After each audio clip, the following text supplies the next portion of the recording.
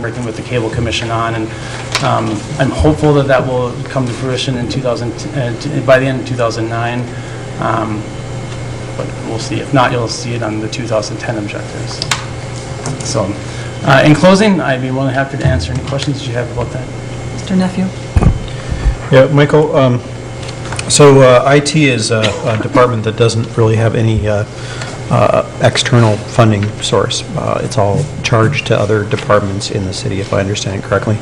And so this is just I guess a general thing on useful stuff for the budget and seeing it.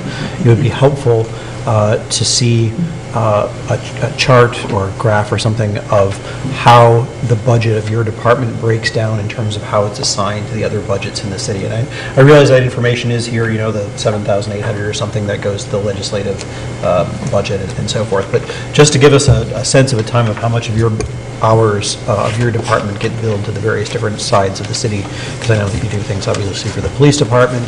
I imagine a lot of the GIS fellows' time is spent for public works and for the planning and community development and so forth. So just a suggestion for future things that could be helpful for us to get a sense of the role that IT plays relative to everything in the city. I mean, I did go through and I'll take it one step further for future sessions, but we went through and did the numbers, and it's about 90% funded from the general fund, and we charge back about 10% to other funds. But I completely agree with a pie chart of it's actually could be done very easily, so I'll definitely make that note. Anything else? Just because I don't understand very well, could you talk just a little bit more about the last two items that you had on your chart, which was the capturing the digital whatever versus the web streaming? Absolutely. And what that is allowing us to do or not do or whatever. Sure. The second to the last, we were involved in installing the video server here, and it's basically right now when we do our replays, we copy them to DVD, and then based on a schedule, we have a deck of 3 DVD players that play those DVDs back at the scheduled time. So we're constrained to those 3 DVD players for space, if you will. We can, in layman's terms, we can basically replay 3 things, and that's all we can replay is those 3 things in those 3 DVD players. What this will allow us to do is we can set up and store on this device as many meetings as space we have, and then replay those from there. So we take away those DVD players, and if we have 50 programs stored on this device, on this hard drive, then we can replay those on any schedule that we set. So it basically takes away those 3 DVD players, and really the sky's the limit. And in relation to the web then, that's just for channel 16. This device is just to replay on channel 16. There is an option where we could do streaming from that device, but we're not at this time exploring that because we're looking at this other option for web streaming. So the web streaming would then be available, obviously through the internet, and this device in this room would just be for channel 16 and doing replays on channel 16 digitally. Okay, thanks. Did that help or confuse? Yes, no, it did help. Okay, thank you. Mr. Anton. Also, I think Mike would like to mention too that with this we're going to be able to put some background music on channel 16, so we hopefully will have NPR or something like that, so it's not just total without sound. So it'll be a little bit more for people that want to have some background music, but also want to see what's going on when we do the bars and stuff like that as far as the scheduled programs. If I may, I think that is going to be a really useful piece of hardware, and particularly when you look at the amount of capacity that we have on channel 16 that we don't really use, partly because it's really hard to use it, just because of the hardware limitations. And to have things like those PSAs, whether we get them from somewhere else, or if some of the things that would be neat to see would be, the Nature Center do a small piece on rain gardens, or lawn care things that are responsible for protecting our wetlands and waterways, or any kinds of stuff like that from a citizen education standpoint that we can do throughout the city. This will make it easy to fill those in to occupy that time when, when we have a meeting that goes 1 hour and 12 minutes, and then, well, we can put several of those things in the next amount until the next meeting gets queued up at the start of the next hour or something like that. So I think that's going to be a really neat piece of hardware. Anything else? Thank you, Michael. Thank you. And now it's the Bob Middett Show.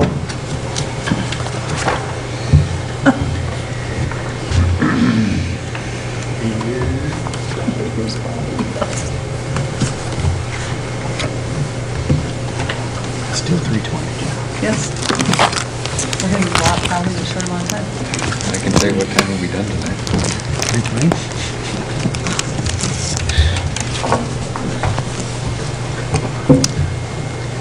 Members of the council, I want to thank you for the opportunity to explain our finance department budget to you a little bit tonight. Start out with our mission to provide quality financial services. The organization chart is here for you. Pleased to say nothing has really changed on that. 2009 is a year where we have not had any staff turnover. It's been wonderful. Some of our accomplishments for 2009, we've had issuance of bonds for projects. We've also refunded an issue. We have another bond issue that we're yet looking at refunding this fall. We prepared the 2010 through 2014 CIP. We will have prepared the 2010 budget. We completed the 2008 audit. We've maintained our Moody's AA2 bond rating.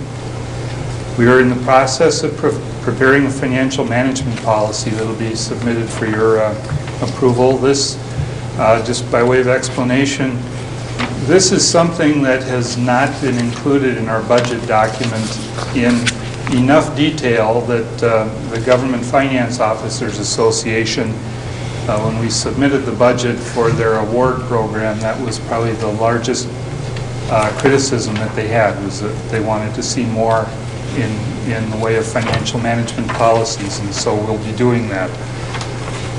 We continue to work on cross-training finance department staff. We now do have one person who is pretty much capable of handling the payroll, and we'll be working on some other areas as well. The payroll was our #1 priority in terms of cross-training. Our budget objectives. Mr. Middett? Sorry. So you're saying that we have one person beyond the normal person? You're talking about cross-training? Or we just have one person who can do the payroll? Council member, we've had one person who has been our payroll technician. We have another individual who has been doing the ambulance billing, and as you know, that was outsourced a year ago. And while she still is involved in some of the ambulance billing activities, particularly collecting old accounts, she has been more available, and so she has been learning the payroll system. So, okay, so we have about 1.5 people right now that are available to do payroll. All right, thank you. And it's worked out well because Connie, our payroll technician, has had a few more payroll-related activities as a result of some of the things that we've done to manage the budget. We've had a lot more demands on her too, so it's been a good thing. In terms of our objectives for the budget, our personnel costs are just as per the contract. They're not much change. We're going to continue the 2009 outsourcing of the ambulance billing and use additional personnel resources to achieve cross-training. I've kind of already discussed that. And the additional funds are budgeted for the audit report preparation as they were in 2009. At this point, we're not quite ready to bring the CAFR preparation in-house again. This chart shows the summary of the budget comparing primarily 2009 and our 2010 requests. Our personnel is up very slightly. Of course, increases are offset, as with all other departments, by the fact that our budget preparation we've been assuming a continuation of the mandatory leave policy that we've put in place for 2009, and so that does result in some reductions in the 2010 number. Commodities are down, we're just going to try to hold the line on office supplies and that sort of thing.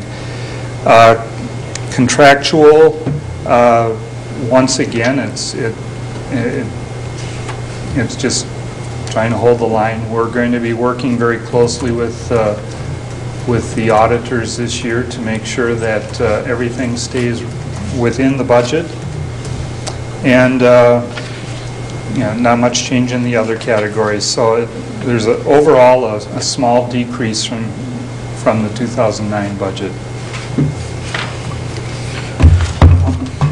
Questions? So I'm looking at the page 57 of 69 with the expenditure summary, and one of the items there is the capital outlay and depreciation, where there was a chunk in 2008 and it doesn't appear in the other years. That was about $37,000. Can you remind me, was that the Eden software? That, council member, that was the purchase of the project accounting system. Right. And has that been working out well? Is it being fully utilized at this point? We're using it. Still need to use it more fully, but existing projects or 2008 projects still remain. They're accounted for in the way that they were. 2009 projects are running through that system. Okay. Thanks.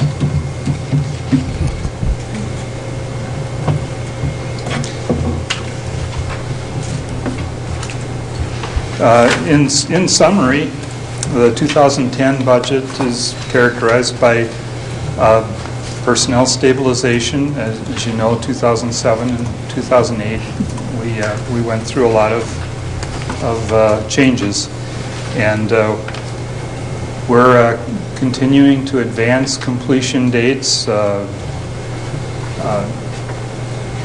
City Manager Antonin has indicated, has given us a deadline for preparation of next year's budget, and it's a much more aggressive schedule than what we've been on. And so we're going to be working at meeting that, completing the audit sooner than it has been, and also the CIP for that matter. And we are minimizing overtime to the extent that overtime is required. We're generally offsetting it as comp time.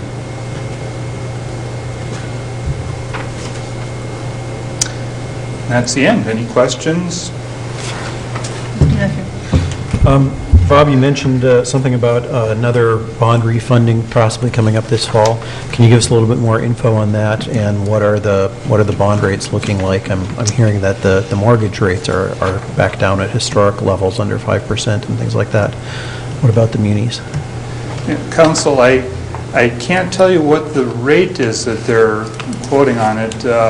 What I do recall right out is that the projected savings on that issue at the last time it was calculated was about $192,000, and that would be saved over, I believe, about 8 years.